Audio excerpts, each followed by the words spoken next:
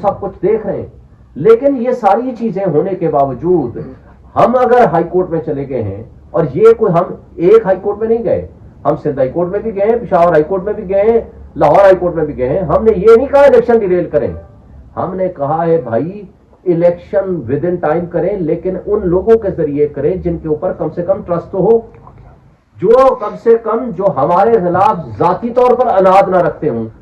लेकिन कल और कोर्ट ने हमारे कंधे इस्तेमाल करते हुए कहा जी वो इलेक्शन का वो जो डीआरओ वगैरह थे उनको जब सस्पेंड किया तो साथ इलेक्शन कमीशन ने पहले मुलाकात की और फिर यहां आ गए। इलेक्शन कमीशन की बदनीयती यहां से आप अंदाजा लगाएं, वो कहते हैं जी हाई कोर्ट ने मना कर दिया था। लाहौर हाई कोर्ट का ऑर्डर मेरे पास मौजूद है, मेरे आप तमाम सोशल मीडिया के दोस्त उठा लें, मेरे ट्विटर पे वो मौजूद है, ये आज से 2 दिन पहले मैंने ट्वीट किया। वो लेटर ये था, अगस्त के महीने में इन्होंने खत लिखा लाहौर हाई कोर्ट को और साथ कहा कि जनाब हमें बताएं, हमें आप बंदे चाहिए। उन्होंने कहा जी मिलेंगे, लेकिन आप शेड्यूल लेकर आओ और फ्रेश रिक्वेस्ट लेकर आओ, शेड्यूल के साथ भेजो, हम आपको बंदे स्पेयर कर दे ताकि पता चले कब देने।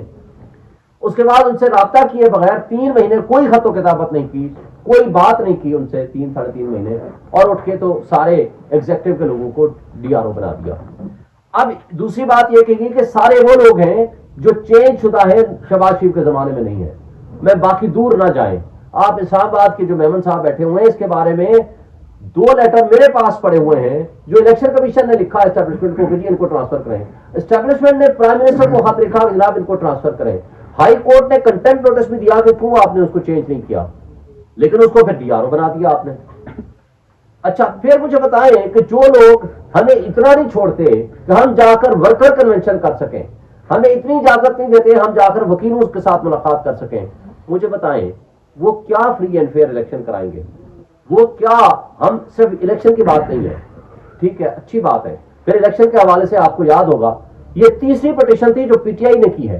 पहली पिटीशन सबसे पहले इस्लामाबाद हाईकोर्ट बार के प्रेसिडेंट की हैसियत से मैंने की थी, उसके साथ पीटीआई के स्पीकर लोग आए थे, 1 मार्च को फैसला हुआ था और 30 अप्रैल को इलेक्शन हो रहे थे, जिसको इन्होंने चेंज कर दिया था 8 अक्टूबर को। फिर हम पिटीशन फाइल करके गए और वहां फिर फैसला हुआ कि 14 मई को इलेक्शन होगा। और तीसरी पिटीशन ये अभी की है जिसके ऊपर 8 फरवरी का फैसला हुआ है।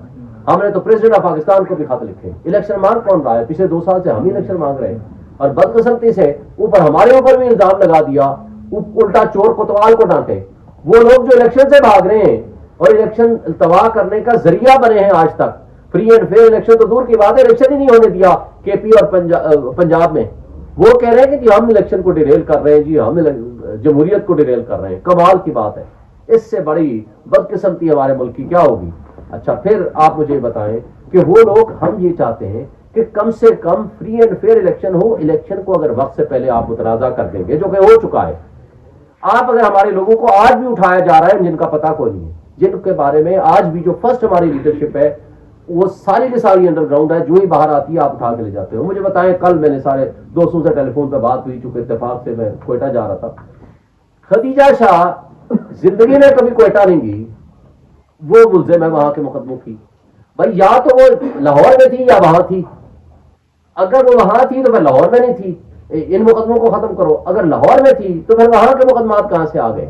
अगर आपने खवातीन के साथ भी ये जुल्म और तशद्दुद बरकरार रखना है, और आज तक 7 महीने से उनको किसी को बाहर नहीं आने दिया, इसके बावजूद कि सबकी जमानतें हो चुकी हैं, परवेज इलाही की 15 से 20 दफा जमानतें हो चुकी हैं, किसी लीडर को आपने बाहर नहीं आने देना, तो मुझे बताएं तो फिर इलेक्शन कराने का फायदा क्या है? आप ये बिलियंस ऑफ रुपीस किस लिए लगा रहे हैं?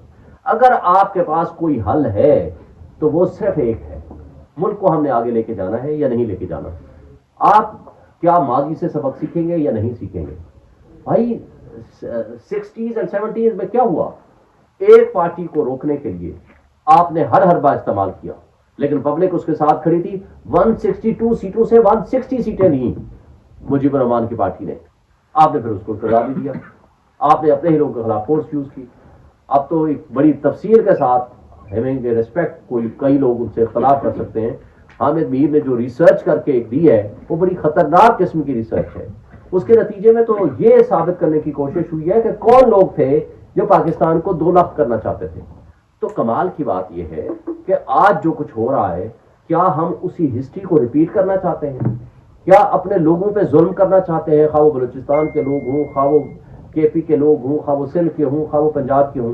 بھائی اگر آپ نے ایک پیسفل پولیٹیکل ورکر جس نے ساری زندگی آئین اور قانون کی بالادستی کی بات کی، مجھے پبلک میں جانے سے اجازت نہیں ہے، تو مجھے بتائیں پھر وہ کون لوگ ہوں گے جن کو آپ آئین کے تحت دیے ہوئے حقوق دیں گے؟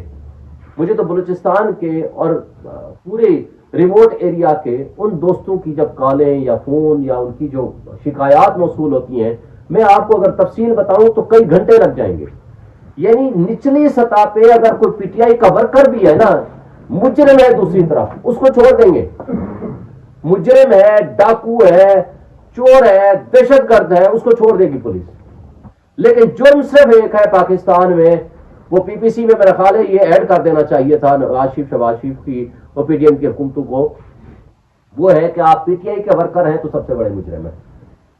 اور یہ حالات پہنچ چکے ہیں کہ نچلی سطح پہ بھی پولیس ان کو اٹھا رہی ہے، ان کی فیملی کو تشدد کا نشانہ بنا رہی ہے، ان کے ساتھ زیادتیاں کر رہی ہے۔ لیکن عوام نے بھی تہیا کر رکھا ہے۔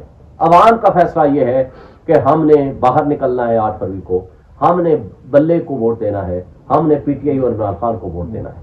دیکھیں عمران خان نے آج سے 1 سال پہلے کہہ دیا تھا کہ لندن پلان ہے کیا۔ لندن پلان کے 4 چیزیں بتائیں۔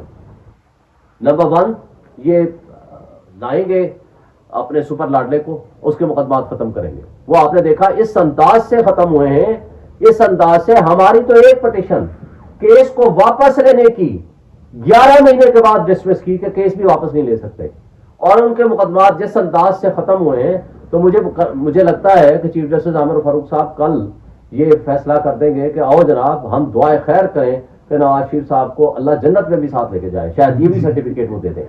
اتنا فرشتہ بنا دیا۔ یہ الگ بات ہے آج بھی ایون فیلڈ ڈپارٹمنٹ کا کوئی پتہ نہیں مالک کون ہے۔